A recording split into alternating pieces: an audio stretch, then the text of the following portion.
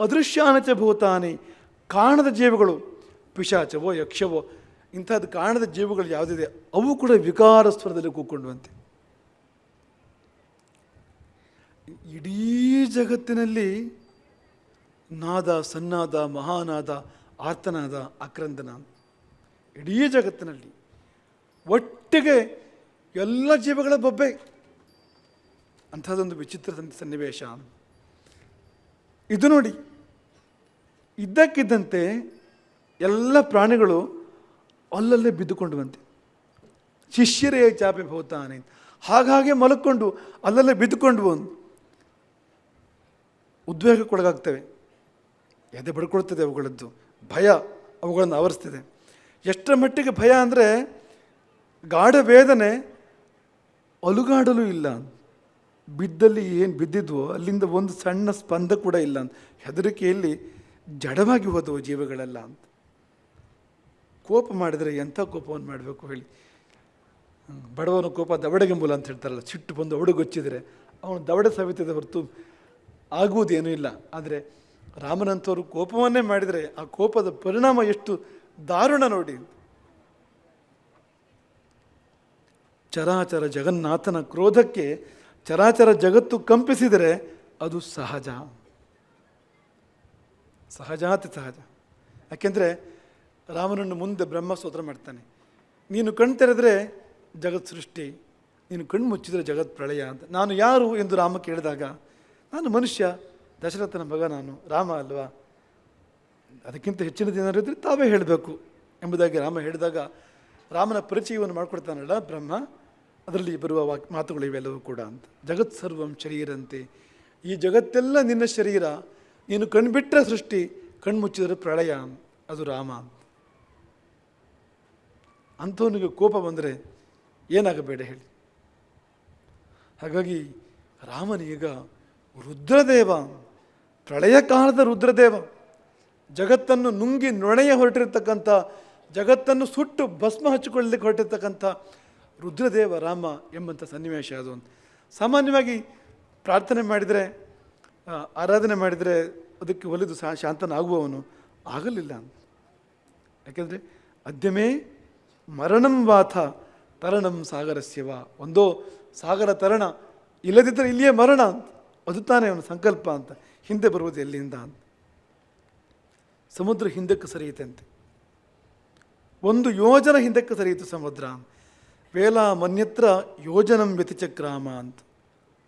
1 ಯೋಜನ ಆ ಬ್ರಹ್ಮಾಸ್ತ್ರ ಪ್ರಯೋಗ, ಬ್ರಹ್ಮಾಸ್ತ್ರವನ್ನು ಹೂಡಿ ಸೆಳೆಯುತ್ತಿದ್ದಂತೆ ಸಮುದ್ರ ಬೆಚ್ಚಿ ಹಿಮ್ಮೆಟ್ಟಿತು ಅಂತ. ಜೊತೆಯಲ್ಲಿ ಆ ಎಲ್ಲ ನಾಗರು, ರಾಕ್ಷಸರು ಯಾರೆಲ್ಲ ಇದ್ದರು ಅಲ್ಲೆಲ್ಲ ಅವರೆಲ್ಲ ಹಿಮ್ಮೆಟ್ಟಿದ್ದಾರೆ, ಅಷ್ಟು ಭಯವಾಗಿದೆ ಅವರಿಗೆ. ಸೆಳೆದ ಬಾಣವನ್ನು ಬಿಡಲಿಳುವಂತೆ ರಾಮ, ಸಮುದ್ರ ಹಿಮ್ಮೆಟ್ಟುವುದನ್ನು ಕಂಡು, ಹಿಂದಕ್ಕೆ ಸರಿಯುವುದನ್ನು ಕಂಡು ಇನ್ನೇನು ಬಿಡುವವನಿದ್ದ, ಸೆಳೆದ ಬಾಣವನ್ನು ಬಿಡಲಿಲ್ಲ. ಬಿಡದ ಉಪಾಯ ಇಲ್ಲ, ಯಾಕೆಂದರೆ ಅಸ್ತ್ರ ಮಂತ್ರದಿಂದ ಅಭಿಮಂತ್ರನಾಗಿದೆ, ಬಿಟ್ಟು ಬಿಡಲಿಲ್ಲ ಅಂತ. ಅದು ರಾಮ ಅಂತ. ಏನು ಪ್ರಚಂಡ ಕೋಪದ ಸಮಯದಲ್ಲೂ ಕರುಣೆ ಇದೆ ಅಂತ. ಇಂತಹ ಕೋಪ, ಬ್ರಹ್ಮಾಸ್ತ್ರ ಪ್ರಯೋಗ ಮಾಡಿ ಸಮುದ್ರವನ್ನು ಸುಟ್ಟು ಬಿಡುವಂಥ ಕೋಪ ಬಂದಾಗಲೂ ಕೂಡ ಹಿಂದಕ್ಕೆ ಸರಿದಾಗ ಒಂದು ಸಣ್ಣ ಕನಿಕರ, ವಿವೇಕ ಇದೆ ಅಲ್ಲಿ. ಈಗ ಸಿಟ್ಟು ನಮಗೂ ನಿಮಗೂ ಬರ್ತದೆ ಅಲ್ವಾ, ಈ ಅಂಶ ಇರೋದಿಲ್ಲ. ಸಿಟ್ಟು ಬಂದ ಕೂಡಲೇ ಹೋಗೋ ಐಟಮ್ ಯಾವುದು ನಮ್ಮಲ್ಲಿ?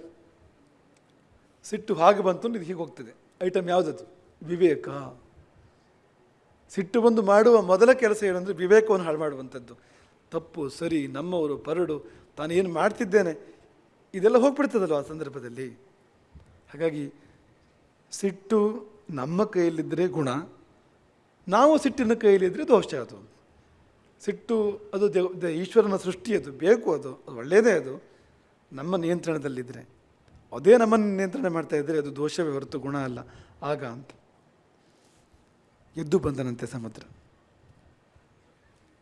ಸಮುದ್ರದ ಮಧ್ಯದಿಂದ ಸಮುದ್ರ ಪುರುಷನು, ಆ ಸಮುದ್ರ ದೇವನು ಮೂರ್ತಿಮತ್ತಾಗಿ ಎದ್ದು ಬಂದ.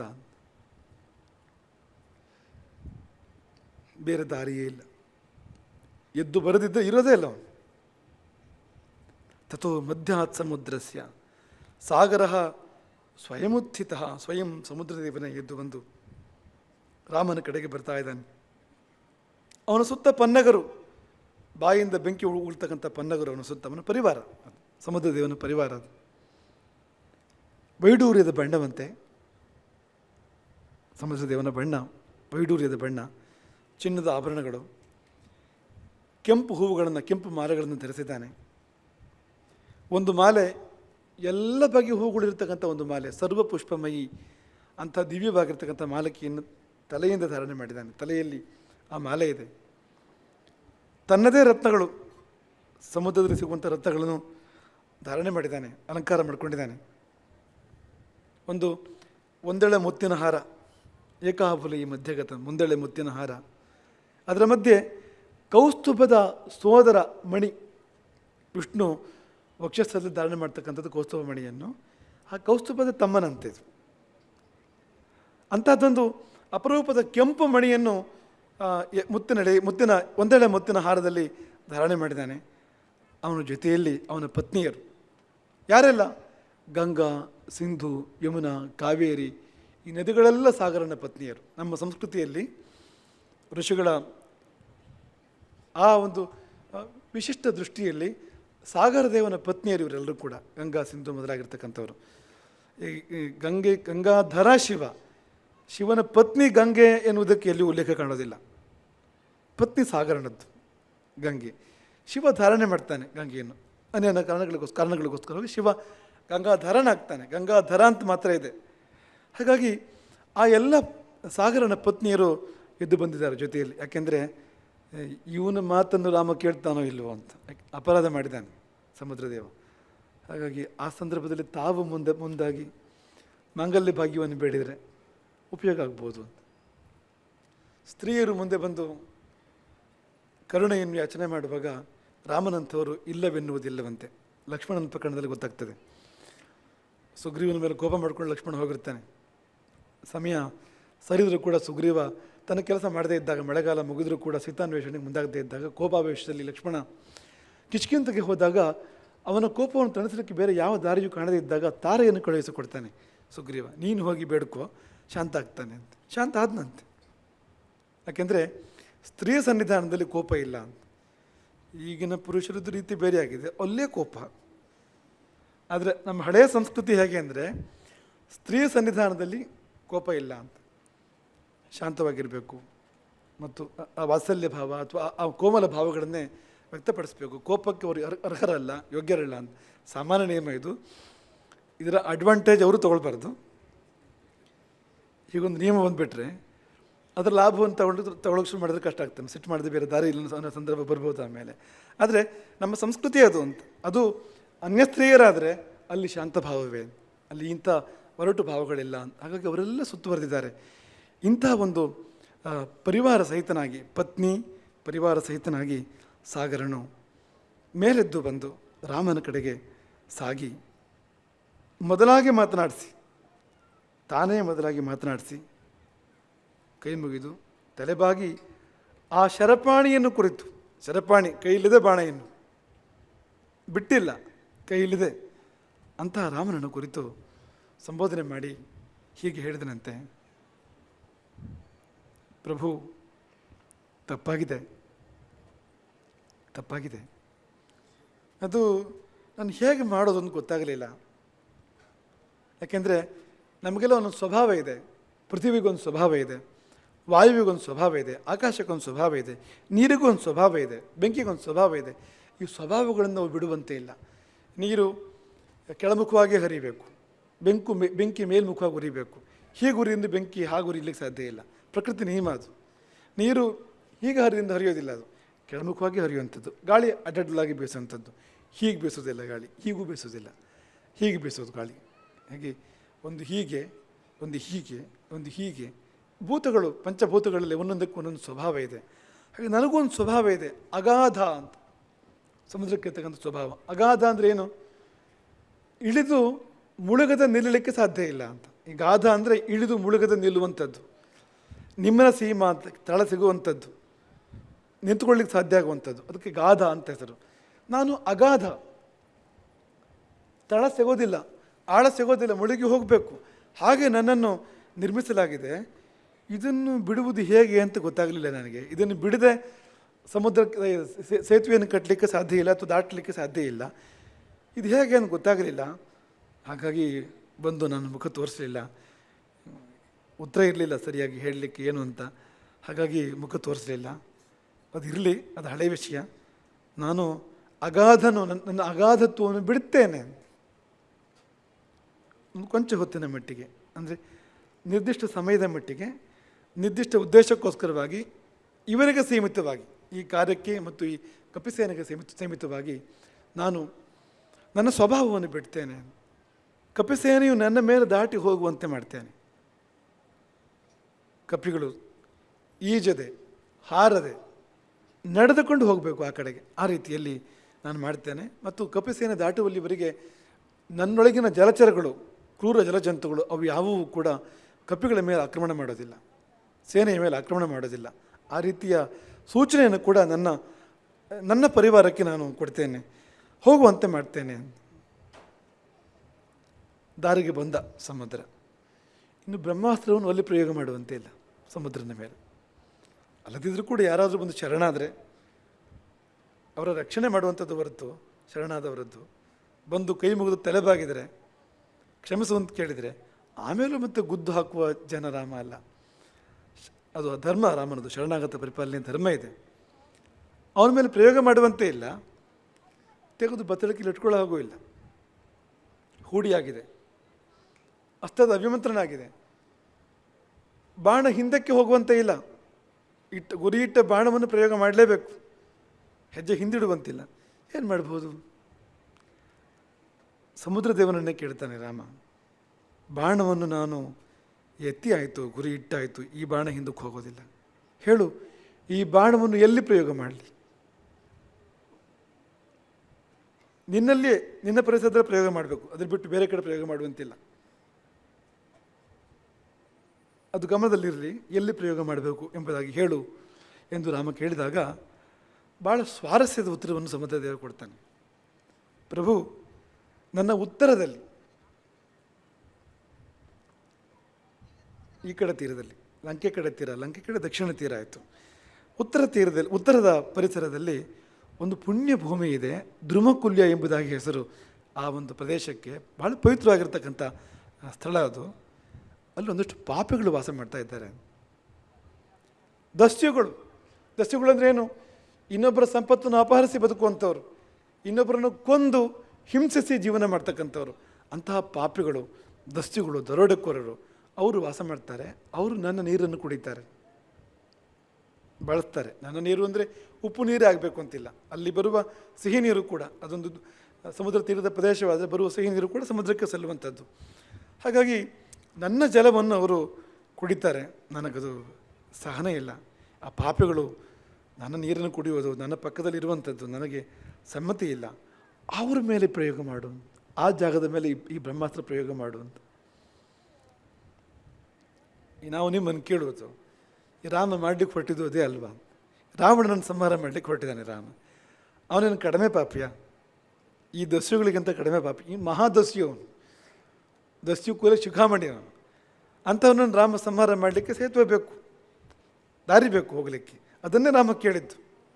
ಕೆಲವು ಸಾರಿ ಎಷ್ಟು ದೊಡ್ಡವರಾದರೂ, ಎಂಥ ಒಂದು ಪ್ರಾಜ್ಞರಾದರೂ ಕೂಡ ಇಂಥವು ಬುದ್ಧಿಗೆ ಸೂಚನೆ ಮಾಡೋದೇ ಇಲ್ಲ ನೋಡಿ. ಇಂಥ ಥಾಮಸ್ ಆಲ್ವಾ ಎಡಿಸನ್ ಬಗ್ಗೆ ಹೇಳ್ತಾರೆ.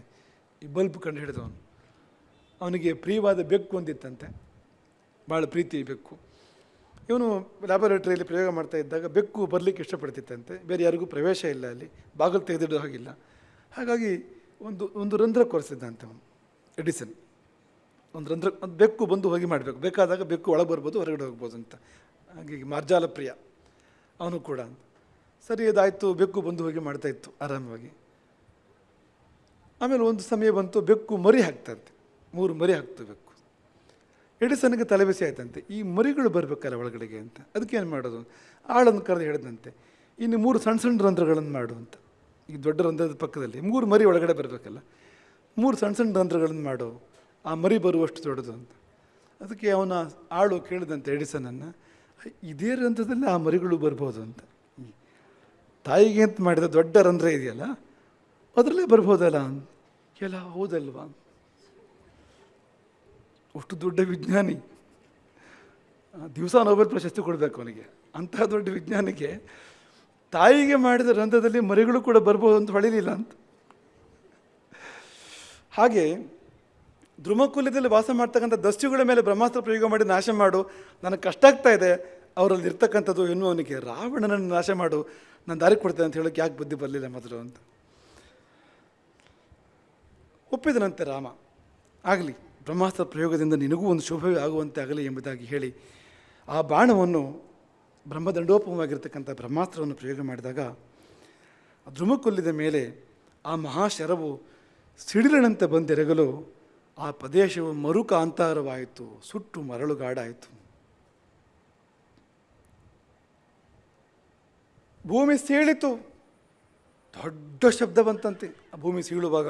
ಅಲ್ಲಿ ಆ ರಂಧ್ರದಿಂದ ಎಲ್ಲಿ ಭೂಮಿ ಬಾಯ್ದರಿಯಿತೋ, ಭೂಮಿ ಸೀಳಿತೋ, ಆ ರಂಧ್ರದಿಂದ ನೀರುಕ್ಕಿತಂತೆ, ಮೇಲೆ ಎತ್ತರಕ್ಕೆ ನೀರು ಚೆಮ್ಮಿತು, ರಕ್ತ ಚೆಮ್ಮುವ ಹಾಗೆ ನೀರು ಚೆಮ್ಮಿತು. ನೀರು ಚಿಮ್ಮಿತು ಯಾಕೆಂದರೆ ಕೊಂಚವೇ ಹೊತ್ತಿನಲ್ಲಿ ಅಲ್ಲಿದ್ದ ನೀರೆಲ್ಲ, ಆ ಪರಿಸರದಲ್ಲಿ ಒಳಗೆ ನೀರೆಷ್ಟಿತ್ತೋ ಎಲ್ಲವನ್ನೂ ಒಣಗಿಸ್ತಂತೆ. ಆ ಚೋರರು ಜೀವನ ಮಾಡಬೇಕಾದ್ರೆ ನೀರು ಬೇಡವ ಅವರಿಗೆ, ಹಾಗಾಗಿ ಅದೆಲ್ಲವನ್ನು ಒಣಗಿಸ್ತು. ಆ ಬಾಣ ಮರಳುಗಾಡಾಗಿ ಹೋಯಿತು, ಆ ಒಂದು ಪ್ರದೇಶ ಮರುಭೂಮಿಯಾಗಿ ಹೋಯಿತು, ದಸ್ಯುಗಳು ನಾಶವಾದರು. ಇಷ್ಟಾದ ಮೇಲೆ ಇದು ಸ್ವಾರಸ್ಯ ನೋಡಿ, ರಾಮ ವರ ಕೊಟ್ಟನಂತೆ, ಆ ಧ್ರುಮಕುಲ್ಯಕ್ಕೆ ವರ ಕೊಟ್ಟನಂತೆ. ಆ ಪ್ರದೇಶಕ್ಕೆ ಯಾವುದನ್ನು, ಯಾವ ಭೂಮಿಯನ್ನು ಬ್ರಹ್ಮಾಸ್ತ್ರದಿಂದ ಸುಟ್ಟಿದಾನೋ ಆ ಭೂಖಂಡಕ್ಕೆ ಒಂದು ವರ ಕೊಟ್ಟನಂತೆ, ನೀನು ಸಮೃದ್ಧಿಯನ್ನು ತಾಳು ಮುಂದೆ ಅಂತ. ನಿನ್ನ ತುಂಬ ಗೋವುಗಳು ವಾಸ ಮಾಡಲಿ, ಧಾರಾಳವಾಗಿ ಗೋವುಗಳು ಮತ್ತು ಇತರ ಪ್ರಾಣಿಗಳು ವಾಸ ಮಾಡಲಿ, ಅವುಗಳಿಗೆ ರೋಗ ಬರದೇ ಇರಲಿ, ಅವು ಬೇಕಾದಷ್ಟು ಹಾಲು ಕೊಡಲಿ, ಅವಕ್ಕೆ ಬೇಕಾದಷ್ಟು ಮೇವು, ಸಸ್ಯ ಸಮೃದ್ಧಿ, ಮರ ಗಿಡ, ಆಮೇಲೆ ನೀರು, ಕೊಳ ತೊರೆ, ಇದೆಲ್ಲವೂ ಇಲ್ಲಿ ಮುಂದಿನ ದಿನಗಳಲ್ಲಿ ಉಂಟಾಗಲಿ. ಮಾತ್ರವಲ್ಲ, ವಿವಿಧೌಷಧ ಅಂತ ನಾನಾ ಪ್ರಕಾರದ ಔಷಧಿ ಲತೆಗಳು ಇಲ್ಲಿ ಬೆಳೆಯಲಿ, ಅಂದರೆ ನಂದನವನವಾಗಲಿ ಮತ್ತೆ ಎಂಬುದಾಗಿ ವರ ಕೊಟ್ಟನಂತೆ ಅಂತ. ಈ ಅಮ್ಮ ಸಿಟ್ಟು ಬಂದಾಗ ಕೆಲವು ಸಾರಿ ಹೊಡೆಯೋದುಂಟು, ಪೆಟ್ಟು ಚೂರು ಜೋರಾದರೆ ಎಣ್ಣೆ ಹಚ್ಕೊಡೋಕ್ಕೆ ಅಮ್ಮನೇ ಬರಬೇಕು. ಮತ್ತೆ ಎಲ್ಲಿ ಬಾಸುಂಡೆ ಬಂದಿದೆ ಅಥವಾ ಕೆಂಪಾಗಿದೆ, ಅಮ್ಮನ ಎಣ್ಣೆ ಹಚ್ಕೊಡ್ಬೇಕು, ಆಮೇಲೆ ಆ ಕೆಲಸ ಅಮ್ಮನಿಗೆ ಇರುವಂಥದ್ದು ಅಂತ. ಹಾಗೆ ಆತನೇ ಯಾವ ಪ್ರದೇಶವನ್ನು ಸುಟ್ಟನೋ ಆ ಪ್ರದೇಶಕ್ಕೆ ವರ ಕೊಟ್ಟು ಶಾಶ್ವತವಾಗಿ ಅದು ನಂದನವನವಾಗಿ ಉಳಿಯುವಂತೆ ಆಶೀರ್ವಾದ ಮಾಡ್ತಾನೆ. ಮತ್ತು ದೈವತ್ವ ಪ್ರಕಟ ಅಂತ. ಎಷ್ಟು ಮುಚ್ಚಿಟ್ಟರೂ ಕೂಡ ಕಸ್ತೂರಿಯನ್ನು ಬಾಯಲ್ಲಿಟ್ಕೊಂಡು ನಾವು ಮಾತನಾಡಿದರೆ ಪರಿಮಳ ಬರೆಯಲಿಕ್ಕೆ ಸಾಧ್ಯವ ಅಂತ. ಆ ದೇವತ್ವ ಎನ್ನುವುದು ಎಲ್ಲೆಲ್ಲಿಯೂ ಪ್ರಕಟ ಆಗ್ತಾ ಇರ್ತದೆ, ಗುರುತಿಸುವ ಕಣ್ಣು ಬೇಕು ಅಂತ. ಹೀಗೆ ಆ ಧ್ರುಮಕುಲ್ಯವು ಮರಳಿ ದೇವಭೂಮಿ ಆಯಿತು, ಸ್ವರ್ಗ ಸದೃಶ್ಯವಾಯಿತು, ಶಿವ ಪಂಥ ಬಹುವಹ, ಆ ದಾರಿ ಓಡಾಡೋ ಸುಲಭ ಆಯಿತು. ಇಲ್ಲದಿದ್ದರೆ ದಸ್ಯುಗಳು ಪೀಡಿಸ್ತಾ ಇದ್ರು, ದಾರಿ ಹೋಗರ ಪಾಲಿಗೆ ಮೃತ್ಯುವಾಗಿದ್ದರು, ಅವರು ಕಂಟಕವಾಗಿದ್ದರು, ಅವರ ನಾಶವಾಯಿತು. ಆ ಪ್ರದೇಶ ಮತ್ತೆ ಪುನಃ ಮುಂದೆ ನಂದನವನವಾಗಿ ಕಂಗೊಳಿಸೋದ್ರಿಂದಾಗಿ ಅಲ್ಲಿ ಯಾರು ದಾರಿ ಹೋಕರು ಓಡಾಡ್ತಾರೆ ಅವರಿಗೆ ಹಣ್ಣು, ನೆರಳು, ನೀರು ಎಲ್ಲ ಸಿಗುವಂತಾಯಿತು. ಶುಭದಲ್ಲಿ ಪರ್ಯವಸಾನ ಆಯಿತು ಅಂತ.